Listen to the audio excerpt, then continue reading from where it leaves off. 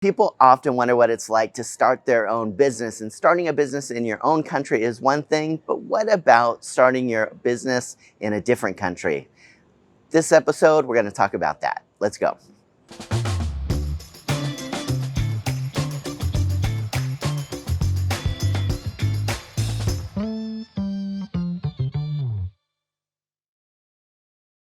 So I started my first business in California, where I'm from, but when I decided to start a second business, I moved the location to the Philippines, and that's where I've lived for about the last 2.5 years. Here, I'm learning the culture, and a huge part of that is learning work culture, what it means to operate a business in the Philippines, what it means inside the workplace in terms of Filipino employees. And I gotta say, over a short time, I've learned so much, and I'm sure I still have so much more yet to learn. But what about the Philippines when it comes to starting a business? Often people say, John, is it worth starting a business in the Philippines? Can it be successful? Can it be profitable? What's it like working with Filipino employees? Those are the types of things that I want to talk about today.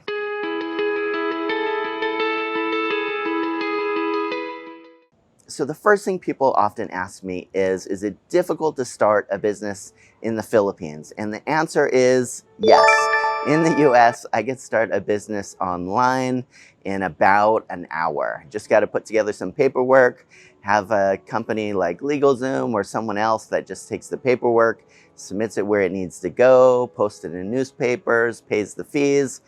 I'm done. Setting up a bank account is pretty simple as well, especially if you already have one established in your home country.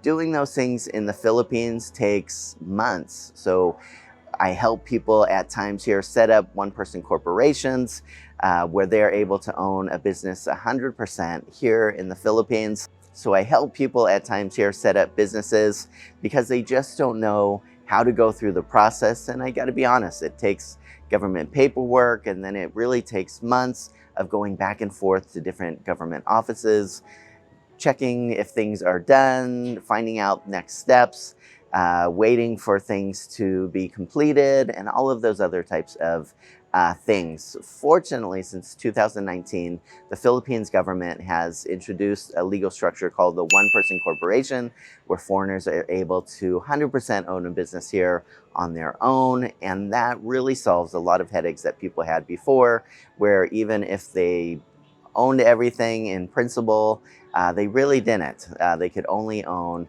about 40% of the business before, and Filipino citizens would have to own the rest of it, even if they didn't put any capital in, even if they weren't working at the company. So things are definitely a lot easier once you get the initial business set up. Takes some time, as I said, but it definitely is doable, and it's pretty smooth sailing once things are set up, at least from a legal structure. The things that people don't ask is the things that tend to be a lot more challenging here. For example, with work culture, how you interact with employees is a lot different. You know, if I am in the US and I go above and beyond with employees, that tends to come back.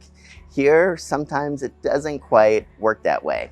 So I've had some people that have really taken advantage of that at times, and other people that have appreciated it and been amazing employees. But I find that boundaries is something that is really different in the US compared to here in the Philippines with employees.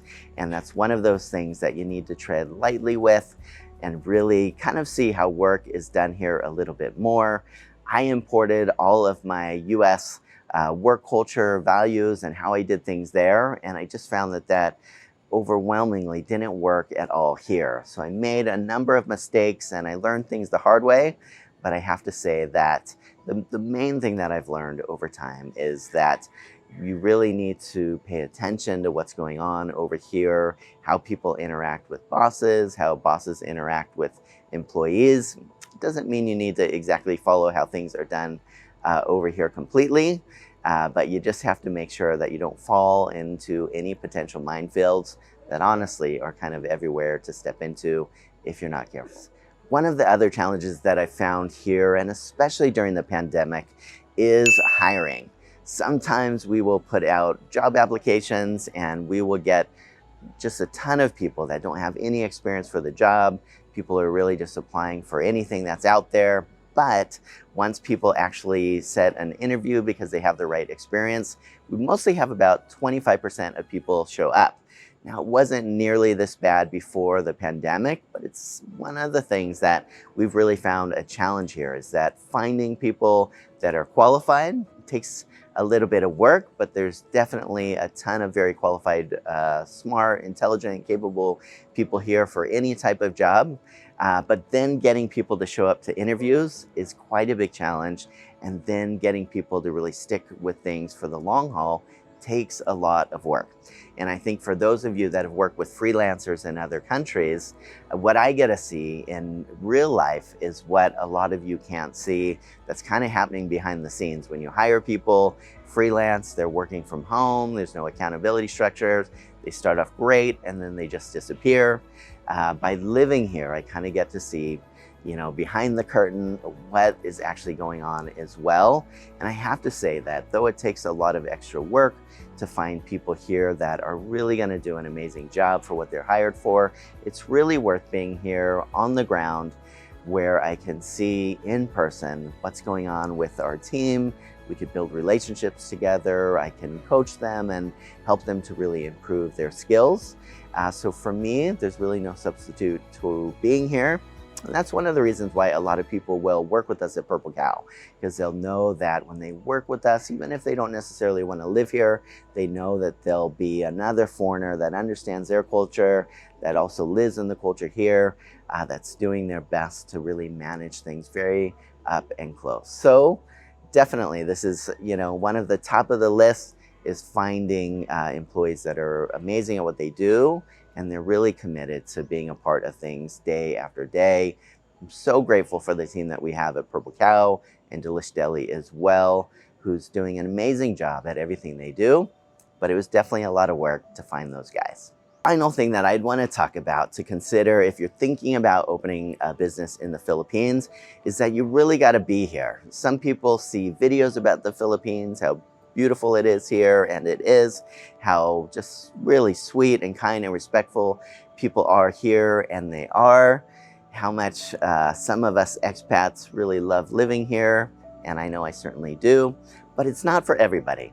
So I'd want to say that if you are considering starting a business in the Philippines, there's just really no substitute to actually coming here, being here for at least weeks. If you could come here for a month or two, even better, and really see if the culture and the people and work here is something that you would want to personally be a part of, because living in another country or living in the Philippines isn't for everybody.